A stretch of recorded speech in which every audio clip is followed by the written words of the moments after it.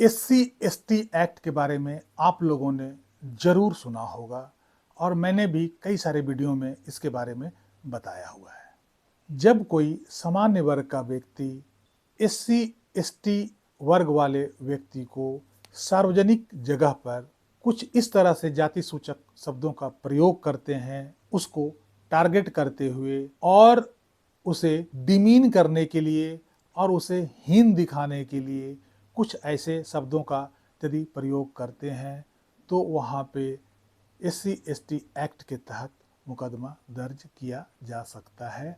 लेकिन जरा सोचिए, यदि हमारे देश के न्याय व्यवस्था को चलाने वाला सिविल जजेज के ऊपर यदि एससी एसटी एक्ट के तहत मुकदमा दर्ज हो जाए तो क्या होगा, जिस पर हमारा न्याय व्यवस्था टिका हुआ है, जो रोज समाज में सभी को न्याय देने का काम करता है।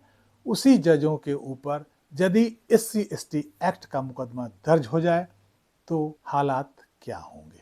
आज का चर्चा का विषय इसी टॉपिक के ऊपर है कि कैसे सिविल जजेस के ऊपर एससी एसटी एक्ट के तहत मुकदमा दर्ज किया गया और इस मुकदमा का अंजाम क्या हुआ, इस मुकदमा का हल क्या निकला और ये मुकदमा कैसे दर्ज किया गया। नमस्कार, इस अंक में आप सभी का स्वागत है। तो मामला तेलंगाना का है। यहाँ पर दो सिविल जजेस के ऊपर एससी एसटी एक्ट के तहत मुकदमा दर्ज होता है। दरअसल ये जजेस जो हैं वो अभी जुडिशियल एग्जाम क्लियर करके अभी जुडिशियल एकेडमी ट्रेनिंग के लिए गए हुए थे। जब ये जजेस जुडिशियल एकेडमी में ट्रेनिंग कर रहे थे तो एक दिन दो जजेस शाम में ट्रेनिंग खत्म करने के बाद वो बाहर गए डिनर करने। जब ये दो ऑफिसर्स डिनर करके अपने हॉस्टल लौटते हैं तो पता चलता है इनके दरवाजा का ताला टूटा हुआ है और कुछ लोग जो कि ऑफिसर्स ही थे, जो कि सिविल जजेस के ट्रेनिंग के लिए ही वहाँ पे आए हुए थे, उसमें से कुछ लोग इनके कमरे में गलत भावनाओं से बैठे हुए थे। और जब उन लोगों को बाहर जाने के लिए बोला गया तो वो इन पर भड़क गए, बल्कि इनको कहने लगे कि मैं आप लोगों को गलत केस में फंसा दूंगा, मैं आपके कमरे में ही फांसी लगा लूंगा और आप सभी को मैं फंसा दूंगा। वाद विवाद बढ़ जाता है। अगल बगल के कमरे से भी जो विद्यार्थी थे, जो ऑफिसर्स थे, जो ट्रेनिंग के लिए गए हुए थे, वो सारे निकल कर बाहर आते हैं। बीच बिचौल होता है और मामला को वहाँ पे ठंडा कर दिया जाता है और सारे लोग अपने अपने कमरे में चले जाते हैं। बाद में ये दोनों जजेज जिनके कमरे में वो लोग घुस आए थे वो जुडिशियल एकेडमी में इसका शिकायत दर्ज करवाते हैं। जुडिशियल एकेडमी वाले इस मामले को सीरियसली लेते हुए इसका इंक्वायरी गठन करते हैं और इंक्वायरी में ये सारी बातें सच पाई जाती है, जिसके बाद जो लोग इनके कमरे में घुसे हुए थे उनको सस्पेंड कर दिया जाता है।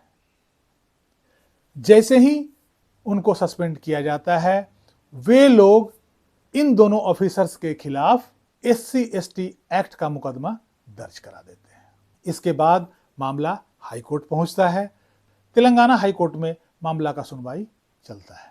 तेलंगाना हाई कोर्ट यहाँ पे दो चीज़ों को देखा। पहली बात ये कि जो एससी एसटी एक्ट का मुकदमा दर्ज किया गया वो टाइमिंग क्या था, किस समय दर्ज किया गया। वो मुकदमा तब दर्ज किया गया जब उनको सस्पेंड कर दिया गया। उससे पहले कोई कंप्लेंट नहीं था, उससे पहले इस बात की कहीं शिकायत नहीं थी। लेकिन जैसे ही इन लोगों को सस्पेंड किया गया वैसे ही वो लोग रिटेलिएशन में बदले की भावना से एससी एसटी एक्ट के अंतर्गत मुकदमा दर्ज करा दिया, क्योंकि वो लोग एससी एसटी वर्ग से बिलोंग करते थे। दूसरी बात ये कि जब इस मामले की इंक्वायरी चल रही थी उस समय भी ऐसी कोई बात सामने नहीं आई थी कि हाँ इन लोगों ने कुछ ऐसा जाति सूचक शब्दों का प्रयोग किया था या कुछ ऐसा अभद्र बातों का प्रयोग किया था या टारगेट करके उनके जाति के प्रति कुछ ऐसा बोला था जिससे कि उनको डिमीन करने का जिसमें भावना हो। ऐसा इंक्वायरी रिपोर्ट में कहीं नहीं था। तब कोर्ट ने कहा कि यह मामला फर्जी है और यह मामला जस्ट एक रिटेलिएशन है और काउंटर ब्लास्ट है और यह कुछ नहीं, misuse of process of law है। यह कहते हुए उन दोनों सिविल जजों को राहत दे दिया, एफआईआर को क्वैश करने का ऑर्डर दे दिया। केस का नाम था Kumari Asifa Sultana versus high court judicature of Hyderabad. तो कैसी लगी ये जानकारी? कमेंट बॉक्स में जरूर लिखिएगा, वीडियो को लाइक कीजिएगा, चैनल को सब्सक्राइब कीजिएगा। मिलते हैं कुछ अलग जानकारी के साथ अगले अंक में। तब तक के लिए जय हिंद, वंदे मातरम।